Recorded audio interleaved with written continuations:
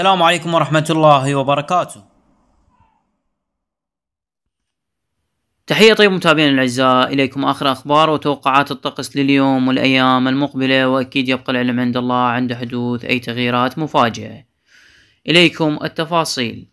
موجة أمطار تطال مناطق واسعة من البلاد برؤية المتنبئ الجوي حسين الأسدي.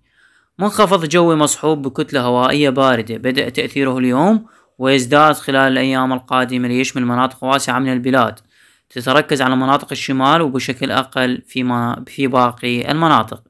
التفاصيل: طقس غائم جزئي إلى غائم خصوصا مناطق الشمال، وفرص للأمطار واردة الليلة ويوم غد على دهوك وأجزاء من الموصل، وكذلك أربيل والسليمانية وكركوك، وهي زخات أمطار خفيفة عموما، ومحتمل أن تشمل زخات الأمطار الخفيفة مناطق شمال صلاح الدين وشمال المنطقة الغربية وشمال ديالى. باقي مناطق البلاد متوقع أجواء مستقرة خلال الليل ويوم غد، وتظهر بعض السحب المتفرقة. ومع اقتراب المنخفض الجوي متوقع تشكل حزام من السحب الممطرة يبدأ من المنطقة الغربية صباح يوم الثلاثاء، ويتحرك تدريجيا عصر ومساء الثلاثاء لتشمل فرص الأمطار أغلب مناطق الشمال والمنطقة الغربية ومناطق وسط البلاد، ولاحقا تشمل فرص الأمطار مناطق الجنوب.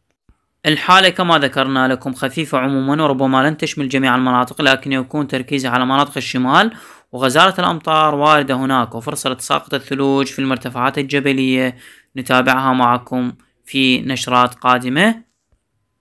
الرياح جنوبية شرقية خفيفة إلى معتدلة السرعة تنشط على المنطقة الغربية ومناطق شمال غرب البلاد الموصل تحديدا.